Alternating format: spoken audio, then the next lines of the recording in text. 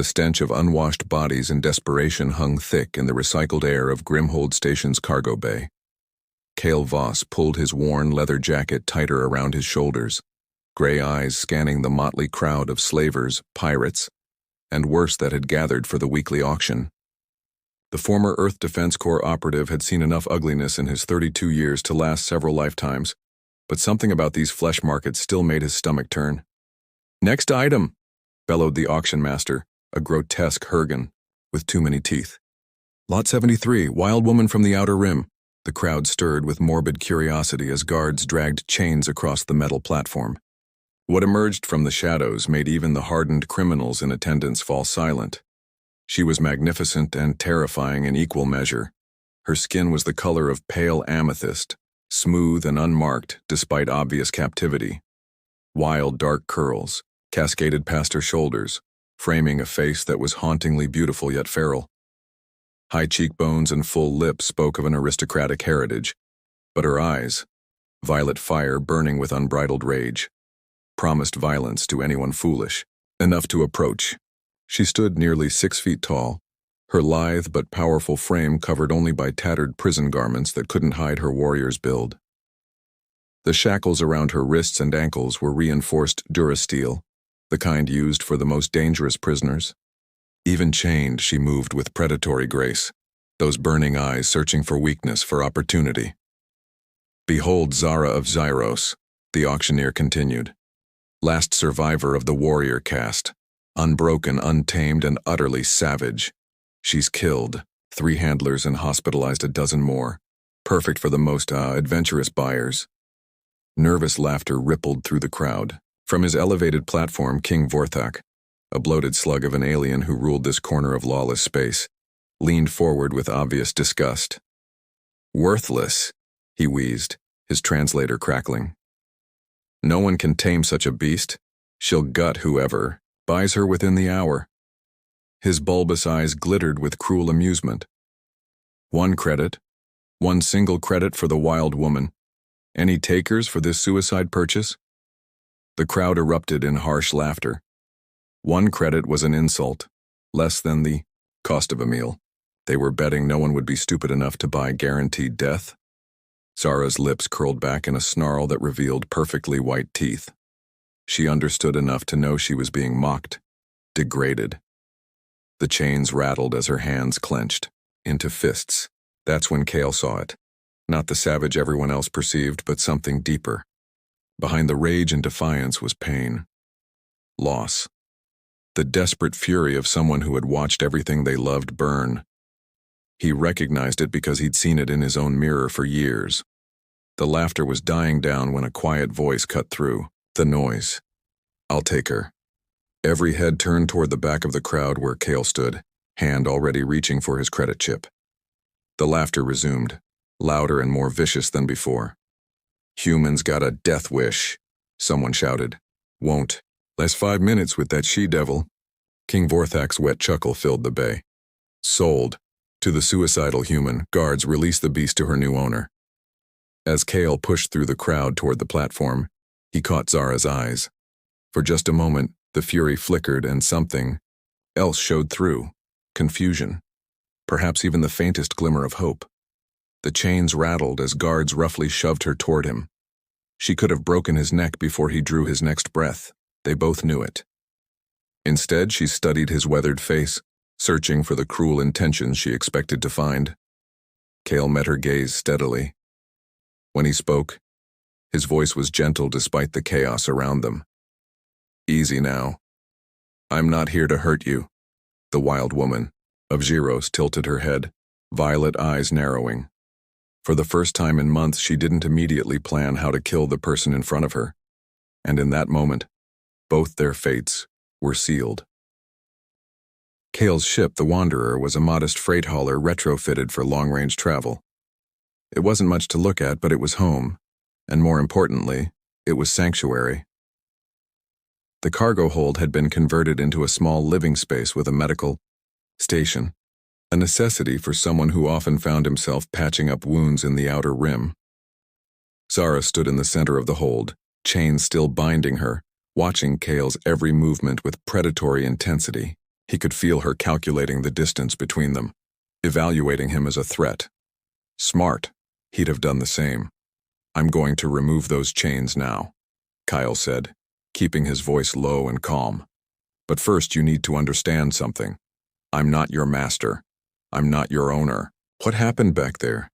That was me buying you freedom, not purchasing property. Her violet eyes narrowed in confusion. The translator on her collar crackled to life as she spoke for the first time. Her voice husky from disuse, but melodic, despite its edge. You speak lies, human. All buyers speak lies before they reveal their true nature. Maybe. But I'm going to prove it. Kale slowly reached for the toolkit at his belt. These restraints must be agony. Let me help. Zara tensed as he approached, muscles coiling like a spring ready to unleash. But she didn't strike. Something, in his manner, the careful way he moved, the genuine concern in his weathered features, gave her pause. The first shackle clicked open, then the second. As the heavy durasteel fell away from her wrists, angry red welts became visible where the metal had chafed her pale purple skin raw. Kale's jaw tightened at the sight. Bastards, he muttered, then looked up at her. I have medical supplies. Will you let me tend to these? For a long moment, she simply stared at him. No one had asked her permission for anything in months. The question seemed to confuse her more than his earlier kindness. Why? She whispered. Because they hurt. Because you've suffered enough. Kale gestured to a makeshift chair. Please. Sit. Slowly, as if expecting a trap, Zara lowered herself onto the chair. Kale retrieved a medical kit and knelt beside her, his movements deliberate and non-threatening. When he touched her wrist to examine the wounds, she flinched, not from pain, but from the gentleness of it. Tell me about Zeros, he said quietly, as he cleaned the abrasions. Your homeworld. Pain flickered across her beautiful features. Gone. All gone. The hegemony came with their ships and their chains. My people fought. We died fighting. Her voice broke slightly. I was leading a scouting party when they attacked the capital. By the time I returned, you were alone. I am the last. The words carried the weight of civilizations. The last warrior, the last keeper of our ways, the last voice to speak our language. Kyle's hand stilled on her wrist. He understood that kind of loss, watching your family, your unit, your purpose, die while you survived. The guilt that came with being the one left behind. I lost my team on Kepler 442, he said softly. Walked into an ambush, 20 good soldiers dead because I trusted intelligence that was wrong. I've been running from that failure ever since. Zara looked up at him, seeing something new in his gray eyes, pain that matched her own. You carry ghosts too.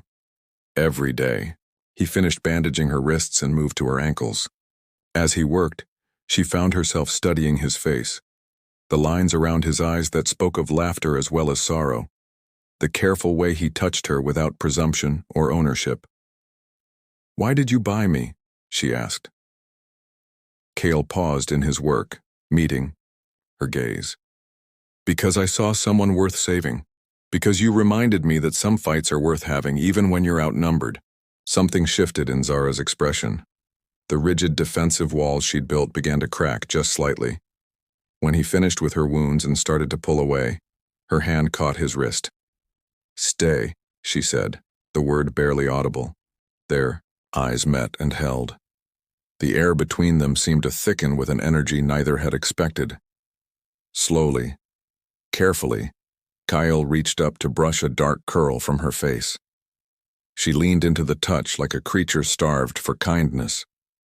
Zara, he whispered her name like a prayer. She moved first, bridging the distance between them with the fluid grace of her warrior heritage. Her lips found his in a kiss that started tentative and quickly became something deeper, more desperate. Months of isolation and pain poured out as they clung to each other, this unlikely pair of survivors finding solace in shared understanding. When they finally broke apart, both were breathing hard. Zara's violet eyes searched his face, looking for signs of conquest or satisfaction. Instead, she found only wonder. "I don't know what this is," Cale admitted, his forehead resting against hers. "Nor do I." Zara's voice was softer now, vulnerable in a way she hadn't allowed herself to be since her world burned. "But for the first time in many moons, I do not feel alone." Outside the ship, the stars wheeled in their ancient patterns, but inside, two damaged souls had found something worth healing for. 3 weeks into their journey, the Wanderer had become a home neither Cale nor Zara had expected to find. They fell into an easy rhythm, him teaching her the ship's systems, her sharing the ancient martial arts of her people. Their initial attraction had grown into something deeper, more complex. "Again," Zara commanded, her lithe form moving through combat forms with deadly precision. Cale circled her in the cargo hold they'd converted to a training space, sweat beading on his forehead. Despite his military background, keeping up with her was proving nearly impossible. She moved like liquid lightning, every strike precise and devastating. "Your footwork is improving," she noted, ducking under his punch and sweeping his legs. He hit the mat hard, but was already rolling to his feet. "But you still fight like you're carrying heavy armor." "Old habits," he panted, wiping sweat from his brow. "Earth Defense Corps drills it into you. Armor up, power through. On Zeros, we believed the body was the only weapon that could never be taken away." Her expression grew distant. "My mother taught me these forms when I was barely old enough to walk. She said strength without grace was just brutality." Kyle saw the pain flicker across her features and moved closer. Over the weeks, he'd learned to read her moods, to recognize when memories of her lost world threatened to overwhelm her. "Show me," he said gently. "Teach me her forms." Zara's violet eyes softened. She moved behind him, her hands guiding his arms into position. Her touch was electric, sending heat racing through his body. They'd shared tender moments, kisses, embraces, but always pulled back before crossing the final line. "Like this," she whispered, her breath warm against his ear.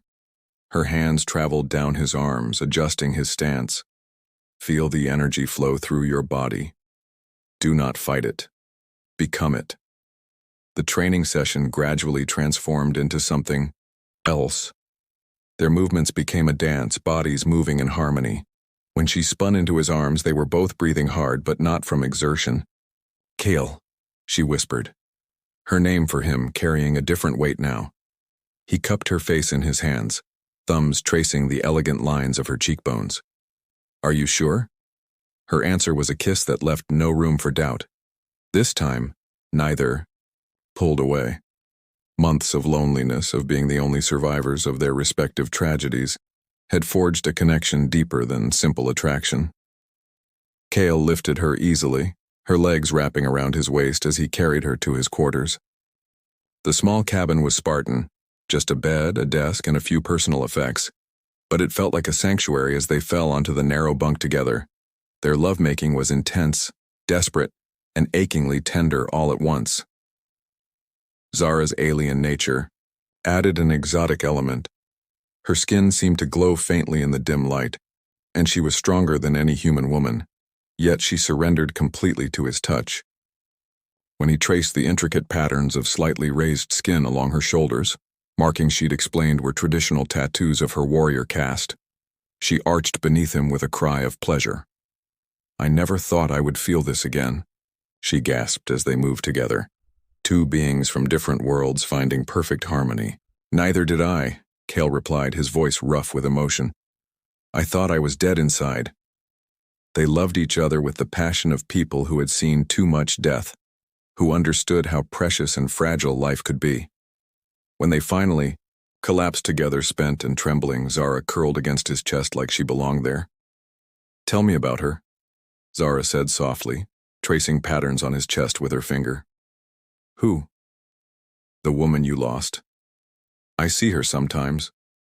In your eyes when you think I'm not looking." Cale was quiet for so long she thought he wouldn't answer. Finally, he spoke. "Elena. She was a medic in my unit. We were We were going to be married when our tour ended. His voice grew rough. She died in the ambush, trying to save others, like always. She sounds honorable. She was. She would have liked you, I think. She always said I was too serious, that I needed someone who could challenge me. He pressed a kiss to the top of Zara's head. You would have terrified and fascinated her. Zara lifted her head to look at him. Do you think she would mind this? No, Kyle said without hesitation. Elena believed in living fully, in grabbing whatever happiness you could find. She'd want me to be happy. And are you? Happy? The question hung in the air between them. Kyle studied her face, the strong jaw, the full lips, the eyes that burned, with fierce intelligence and hard-won wisdom. Yes, he said simply. For the first time in 3 years, I'm happy. Zara smiled, a rare, genuine expression that transformed her entire face. She was about to respond when the ship's communication system crackled to life. Attention, freighter wanderer, came a harsh voice. This is Captain Korax of the bounty vessel Bloodhound. You are harboring stolen property belonging to King Vorthak. Prepare to be boarded. Kale and Zara exchanged grim looks as they quickly dressed. Their brief respite was over. The outside world had found them and it wanted blood. How many ships? Zara asked, her warrior instincts taking over. Kale checked the sensors, his expression darkening. 3. Military grade. They're not here to negotiate. Zara's lips curved in a predatory smile. Good. I was beginning to miss the simplicity of combat. As they prepared for the fight of their lives, neither mentioned the fear gnawing at them, not of death, but of losing what they'd just found.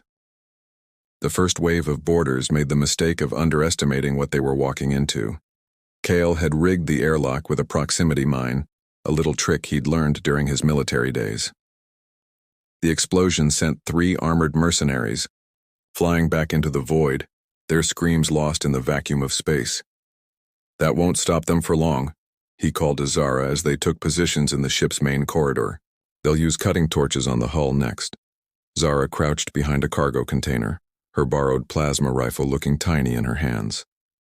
She'd insisted on the heaviest weapons they had, claiming her people had always preferred overwhelming, force to finesse. Watching her check the weapon's charge with practiced ease, Kale was reminded that she'd been fighting wars while he was still learning to walk. Let them come, she snarled, violet eyes blazing with anticipation. I have debts to pay. The distinctive whine of industrial cutters echoed through the ship's hull. Sparks began raining down from the ceiling as the bounty hunters burned through the reinforced plating. Kale counted at least 3 breach points. They were coming in fast and hard. Zara, he said urgently, when this starts, don't try to protect me. Fight your fight. I can handle myself. She turned to look at him, something fierce and possessive blazing in her expression. You are mine now, Kale Voss. I protect what is mine. Before he could respond, the ceiling exploded inward. 6, heavily, armed figures rappelled down, firing as they dropped. The corridor erupted in chaos, plasma bolts searing the air, the acrid smell of burned metal and ozone filling their lungs. Kale dove left, rolling behind a support beam as energy bolts scorched the deck where he'd been standing. He came up firing, his military training taking over. Controlled bursts, aimed shots, use of cover, everything they drilled into him during the war. But Zara was something else entirely. She moved like a force of nature, the plasma rifle in her hand singing a deadly song. But it was when she ran out of ammunition that she truly became terrifying. Tossing the weapon aside, she drew the curved blade Kale had bought for her on their last supply stop, a weapon forged in the style of her people. The bounty hunters had expected a caged animal. What they got was a warrior goddess. She flowed between them like death itself, the blade singing through the air in perfect arcs. Her alien strength let her cleave through armor that would have stopped a human weapon.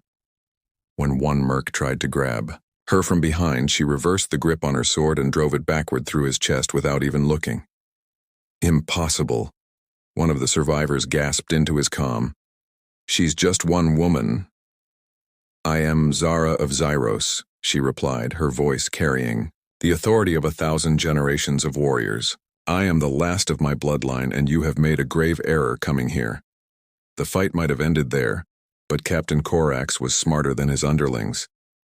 The ship shuddered as something massive clamped onto the hull, a boarding tube, sealing them in. "Clever girl," came a new voice over the comm. "But you're trapped now. Surrender, and I might let your human pet live." Zara's response was to put her sword through the nearest comm speaker. More boarders came, wave after wave.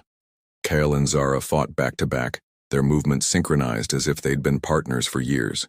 She covered his blind spots while he provided covering fire for her devastating close-quarters assaults. But there were too many. A lucky shot caught Zara in the shoulder, spinning her around. She stumbled, and for a moment, the predator became prey. "No!" Kale's roar echoed through the ship as he saw her fall. Something primal awakened in him, not the disciplined soldier, but something older and more savage. He fought his way to her side, standing over her fallen form like a guardian demon. "I'm all right," she gasped, trying to rise. "It's just a graze." "Like hell you are." He helped her to her feet, his eyes never leaving the approaching mercenaries. "Can you move? I can fight. That's my girl." Together they made their last stand in the ship's bridge. Ammunition running low, surrounded by enemies, it should have been hopeless. But something had changed between them during the battle. They'd found perfect synchronization, each anticipating the other's moves. When the final group of boarders rushed them, Kale and Zara met them with a ferocity that bordered on the supernatural. She was wounded, but unbowed, her blade weaving patterns of death. He was past exhaustion but refused to fall, his aim true despite the chaos. The last mercenary dropped just as Captain Corax's voice crackled over the comm one final time. "Impressive, but this ship is surrounded. Surrender now or I'll blow you out of the sky." Kale helped Zara to the pilot's chair, his hands gentle as he examined her wound. The plasma burn was worse than she'd admitted. She was losing blood fast. "We need to get you to a medical facility," he said urgently. "After we finish this," she replied, her voice weak but determined. She looked up at him, her violet eyes burning with fever and something else, complete trust. "I love you, Kale Voss. If we die here, I want you to know that." He kissed her then, fierce and desperate, tasting blood and fire. "I love you too, but we're not dying today." "Then what do you propose?" Kale's grin was sharp as a blade. "I propose we give King Vorthak exactly what he deserves." As he reached for the ship's controls, Zara's wounded but steady hand covered his. Whatever came next, they would face it together. The plan was audacious in its simplicity. Instead of running, they would attack. Kale had remembered something from his military days. King Vorthak's fortress station had a critical weakness. The power coupling that fed the entire complex was exposed on the lower levels. A design flaw that had never been corrected because no one had ever been foolish enough to assault the station directly. "You're suggesting we attack a fortress with one damaged freighter?" Zara asked, though her tone suggested she approved of the madness. "I'm suggesting we end this. Vorthak won't stop hunting you. There will always be another bounty, another team of killers." Kale's fingers danced over the controls, plotting a course that would take them straight into the heart of enemy territory. "Unless we remove the source." Zara's smile was predatory. "My people had a saying. Strike the head, and the body dies." The assault on Grimhold Station became the stuff of legend in the Outer Rim. The Wanderer, badly damaged but still spaceworthy, screamed out of hyperspace with guns blazing. Kyle flew like a man possessed while Zara operated the weapon systems with surgical precision. They punched through the station's defenses not through superior firepower but through sheer audacity. While the defensive batteries tried to track their erratic course, they slipped through gaps in the coverage that only a pilot of Kale's skill could have found. The ship shuddered as they crashed through the hangar bay doors, skidding across the deck in a shower of sparks. Before the station's defenders could react, two figures emerged from the smoking wreckage. Kyle moved with military precision, his rifle cutting down guards with methodical efficiency. But it was Zara who truly terrified their enemies. Her shoulder wound had been sealed with medical foam, and fury had given her strength beyond her already considerable abilities. She was no longer just fighting for survival. She was fighting for justice, for her people, for the future she and Kale might have together. They carved a bloody path through the station's corridors, leaving a trail of defeated mercenaries and pirates in their wake. Word spread quickly through the criminal underworld. The wild woman from the auction had returned, and she was magnificent in her vengeance. The throne room doors exploded inward as Zara kicked them off their hinges. King Vorthak waited inside, surrounded by his remaining guards, his bulk quivering with rage and fear. "Impossible," he wheezed. "You should be dead. You should both be dead." "Many have tried to kill me," Zara replied, her voice carrying the authority of a true warrior queen. "All have failed."